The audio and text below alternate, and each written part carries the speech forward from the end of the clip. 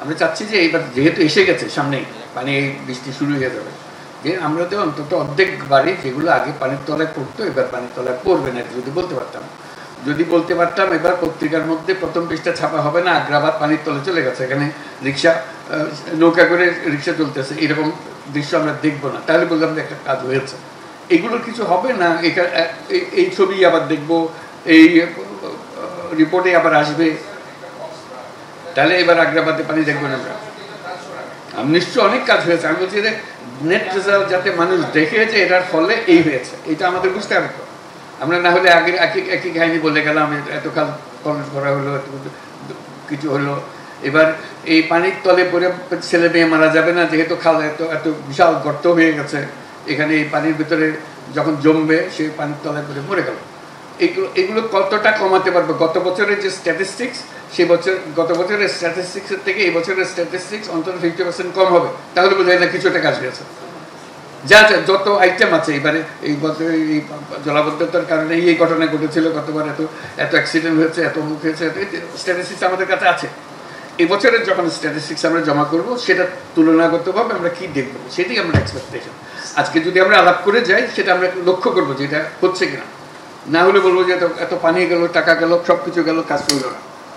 কাজ তো আমরা এই খালের দৈর্ঘ্য মাপও করবো না, গভীরতা মাপও করবো না, আমরা মাপবো মানুষের স্বস্তি কতটুকু এসছে, দুর্ভোগ কত লাঘব হলো, এটা আমাদের জানা। কিন্তু এটা দুর্ভোগ কত লাঘব হবে সেটা আসছে না। কি করেছি, কত টন ই করেছি, তৈরি করে সব কিছু বর্ণনা হইতেছে, কত টাকা খরচ হয়েছে, কত টাকা আরও লাগবে, এগুলো খরচ হচ্ছে। কিন্তু আমাদের যে দুর্ভোগটা লাঘব করার ব্যাপারে কেউ কিছু বলতে পারবে না। তাদের প্রতি অনুরোধ হবে যে গত বছর এই মাসে, মে মাসে কি হয়েছিল জলাবদ্ধতার কারণে, যদি হয়ে থাকে একটা অগ্রিম রিপোর্ট তারা করবে, গত বছর এই মাসে এই হয়েছে, এবার আমরা মাসের শেষে প্রকাশ করবো এই বছর মে মাসে কি হবে, দেখার জন্য, কাউকে অভিযোগ করার জন্য নেই, কেউ কাউকে অভিযোগ করতেছে না। এটা আমাদের সমবেত সমস্যা, আমাদের সবাইকে মিলে এটা সমাধান করতে হবে। আমরা কোন পথে গেলে সমাধান পাবো, তাড়াতাড়ি পাবো, কোন পথে গেলে চেষ্টা করেছি ওই পথটা ঠিক রেজাল্ট দিচ্ছে না, আমাদেরকে পথ পাল্টাতে হবে, সেই জিনিসটা আলোচনা করার জন্য। এটা কাউকে অপরাধী স্থির করার জন্য এখানে আমাদের আলোচনার দরকার নেই। এটা বিভাগ যেটা করার সেটা করবে। আমরা ভুক্তভোগী হিসেবে, চট্টগ্রামবাসী হিসেবে আমরা এটার থেকে পরিত্রাণ কীভাবে পাচ্ছি, এটার পরিমাপ হবে। এবছর হয়তো আমাদের কপাল ভালো, বৃষ্টি কম, কাজে এমনিতেও চলে গেছে, বাহবা পাবে, যারা কাজ করেছে তারা বাহবা পাবে যে হ্যাঁ এটা করেছে। তবু আর এমন হলো যে কপাল খারাপ, গত বছর অনেক বেশি বৃষ্টি হয়েছে, কাজে গত বছর আরো খারাপ হয়েছে। তো সেটাও বিবেচনায় নিতে হবে যে এটার ফলে আমরা কি পেলাম, এটা অ্যাসেসমেন্টটা করা। তার সাংবাদিকদের কাছে আমি অনুরোধ করছি, এটা চট্টগ্রাম পত্রপত্রিকা যারা আছে তারা অন্তত রিপোর্ট করবে যে এই মাসের জলাবস্থার পরিস্থিতি কি, সামনের মাসের কি, তারপরের মাসের কি, এটা একটা রেগুলার ফিচার হিসেবে দেখা, এবং কোন কাজটা বিফল হওয়ার কারণে এই জায়গাটা এই হয়েছে, এটাকে সংশোধন করতে হবে সামনের বারে। কাজে আমরা যদি পর্যবেক্ষণগুলো না দিই, একই কাজ আগের মতো হতে থাকবে। আর যারা বিশ্ববিদ্যালয়, যারা গবেষণা প্রতিষ্ঠান আছে, তারাও এটাকে অবজার্ভ করবে। এটা সবার সমস্যা, সবাই আমরা যেন সম্ভবতভাবে সমাধান দিতে পারি। এখানে বিভিন্ন লেভেলের সরকার আছে, তারপরে সরকারি প্রতিষ্ঠান আছে, লোকাল গভর্নমেন্টস আছে,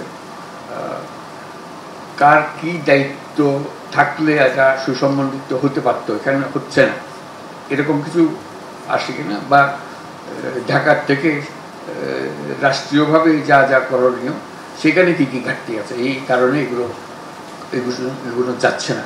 ঘাটতিগুলো আমাদের যদি আইডেন্টিফাই করি তাহলে আমাদের জন্য সুবিধা হবে চিন্তা করতে। এটা বিভিন্ন প্রতিষ্ঠানগুলো এখানে যারা আছে, লোকাল গভর্নমেন্টস প্লাস বিভিন্ন অর্গানাইজেশনস, এমনকি বেসরকারি প্রতিষ্ঠান, তাদেরও একটা দায়িত্ব আছে। সবাই মিলে এই বিষয়টা হলো জলাবদ্ধতা, এটার পেছনে কী করলে আমরা ভালো করতে পারতাম ভবিষ্যতে, এটা আমাদেরকে যদি গাইড করি তাহলে আমরা সেটা নোট করবো। না, শিক্ষা প্রতিষ্ঠান অত্যন্ত গুরুত্বপূর্ণ জিনিস। ব্যক্তিগতভাবে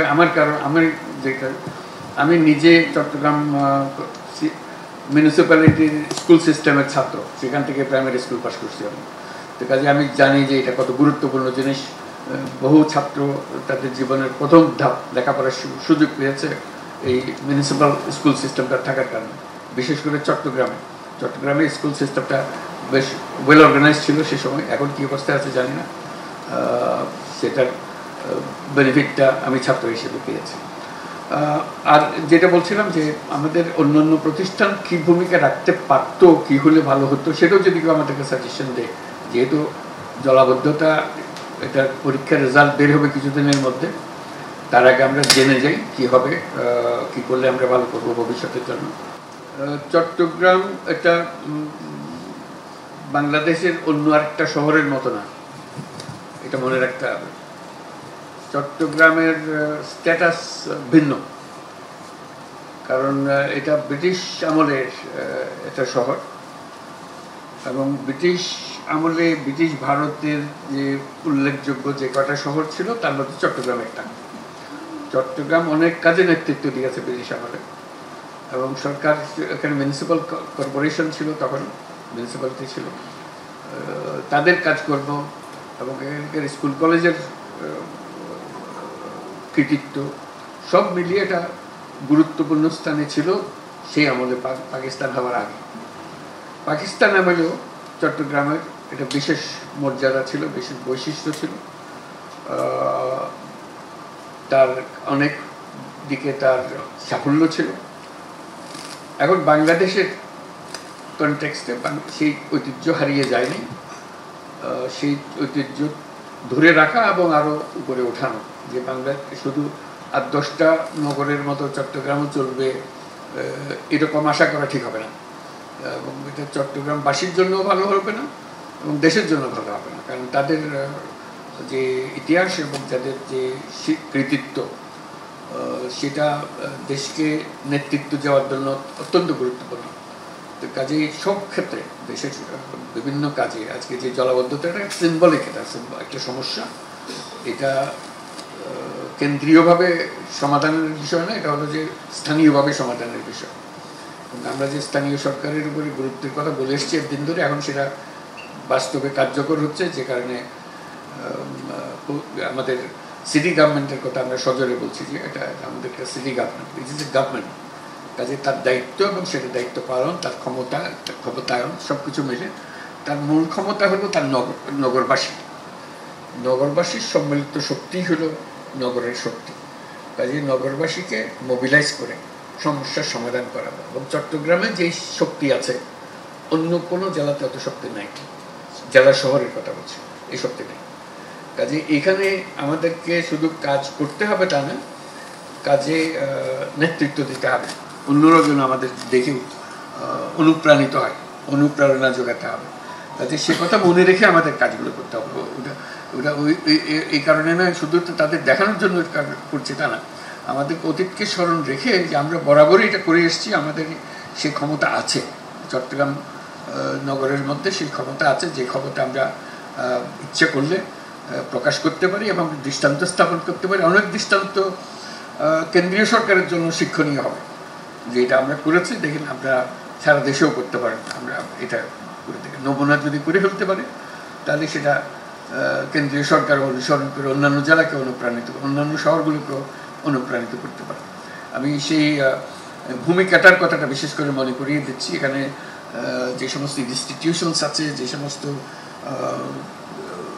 নাগরিক আছে যাদের ভূমিকা জাতীয়ভাবে স্বীকৃত, তাদেরকে ব্যবহার করে এটা করা। কাজেই আমাদের যে লোকাল গভর্নমেন্টের ক্ষমতায়ন, এবং সেটা শুধু কাগজের পত্রের ক্ষমতায়ন না, দৃষ্টান্ত স্থাপন করার ক্ষমতায়ন, যে আমরা এটা করে ফেলেছি, আমাদের সমস্যা ছিল, আমাদের সমস্যার সমাধান করেছি। আমরা রাষ্ট্রীয় সহায়তা, রাষ্ট্রীয় নানা রকমের সুযোগ সুবিধার কথা বলতে থাকবো, কিন্তু অপেক্ষায় থাকবো না যে এটা না হলে আমরা করতে পারছি না, এরকম যেন না হয়। এটা কি বলে, তাহলে আমার মনে হলো যে চট্টগ্রাম তার দায়িত্ব পালন করেছে এবং পালন করতে থাকবে। জলাবদ্ধতা একটা সিম্বলিক প্রবলেম, এটা কঠিন প্রবলেম, অনেকে স্পর্শ করে, মানুষকে খুব কাতর করে সমস্যা। এই সমস্যার সমাধান করে আমরা একটা দৃষ্টান্ত স্থাপন করতে পারি যে এরকম একটা কঠিন সমস্যা আমরা স্থানীয়ভাবে, স্থানীয় সরকারের মাধ্যমে, আমাদের নাগরিকদের উদ্যোগে আমরা এর সমাধান করতে পারি। আমরা চেষ্টা করছি কেন্দ্রীয় সরকারের থেকে উপদেষ্টা মহোদয়কে পাঠিয়ে উৎসাহিত করার জন্য যে সমস্ত প্রজেক্ট হাতে নেওয়া হয়েছে সেগুলো যাতে দ্রুত সম্পন্ন হয়, যাতে কাজের সময় যেন দেখা যায় যে এটা কাজে লেগেছে, এটাই প্রমাণ করার জন্য।